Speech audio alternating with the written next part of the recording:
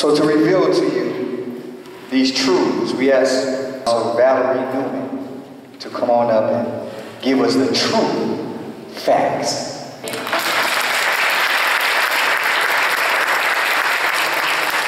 As you know, the justice system is not always just.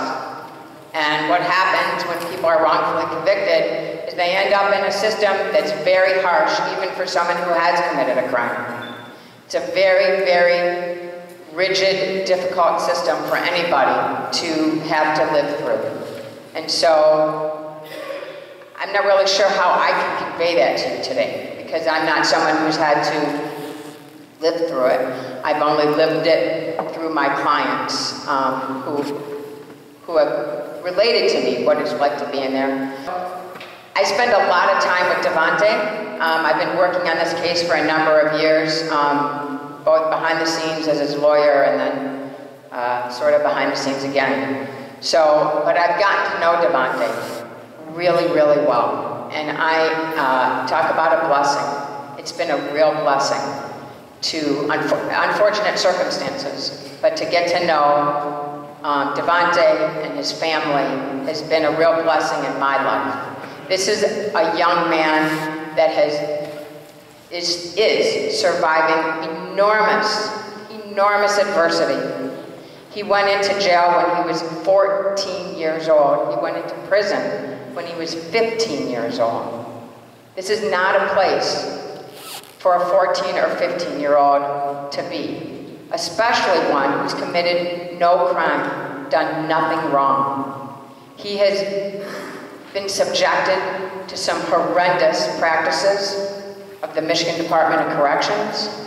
He has had people trying to influence him, gang members and other people who have worked very hard to draw him into their activities in the prison. And as you might imagine, there's a lot of threats when you're in prison, especially if you're a young person. You face a lot of potential adversity. And Davontae has shown enormous strength. Enormous is not even a big enough word. I don't even know what the word is. The strength and the courage that this young man has shown is truly nothing short of remarkable. And I think that's in large part, if not all part, due to his mother. His mother has been a constant source of strength for Davontae. She struggles, she has all her children. I know she loves all of them very much. We talk about all the time what a struggle it is to take care of everybody. But Davontae is the one, who might need a little extra assistance. He needs those secure packs. He needs money on his phone so he can keep in contact with people, because it's very isolated. Davontae's in a very high security level, and he is isolated by himself 23 hours a day. I want you all to think about what that would be like if you had to lock yourself in your bathroom for 23 hours every single day. You can get out 1 hour a day to exercise if the weather permits. If the weather doesn't permit, you're not going to get out and exercise. You can have access to the phones only while you're out in the yard. So you have very limited access to be able to reach the people you really care about and want to keep in touch with. Every move is scrutinized, everything you do. If an officer doesn't like you for some reason, that officer can make your life absolutely miserable for no other reason other than the fact that he's taken to not like you for some reason. That's the truth of what it's like. It's a harsh truth. It's a horrible truth. It's a sad truth. We've been working for a long time to bring Davontae home. We will continue to work until he's home. We're confident that we can get him home, but of course, we're dealing with a system that doesn't always see things the way other people see things. And so, often people will say this is such an easy case. Someone else has confessed to this crime, and that someone else confessed to a lot of crimes.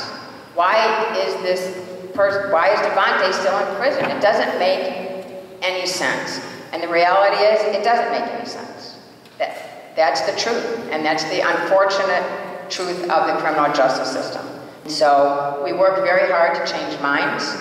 We work very hard to show the truth, to bring light into what's going on and bring out the injustice from the darkness into the light.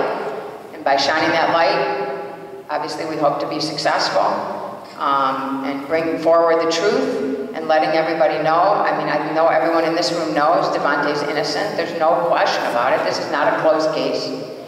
And he needs all your love and support every day. You know, the prayers, the letters that are sent to him, the cards he received, the communications he receives from people, those are his lifeline.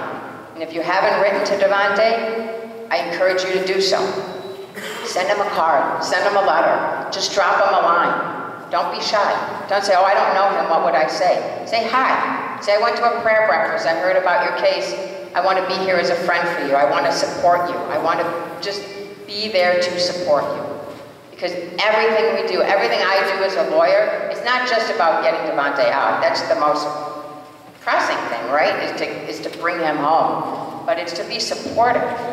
Because he's there and he needs that support. And he needs people, he needs to know that people love and care about him. So if I could leave you with one action item in addition to all the prayer action items, is to please go home, get a pencil and paper out, or a pen and paper, or type out at your computer, whatever it might be, and send Davontae a little note. It says, I was at a prayer breakfast, I'm praying for you.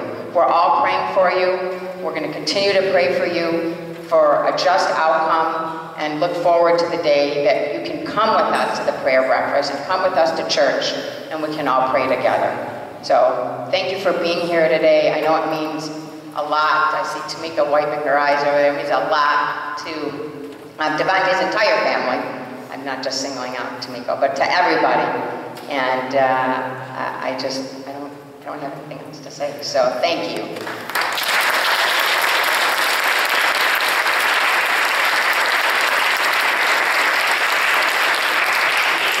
Amen.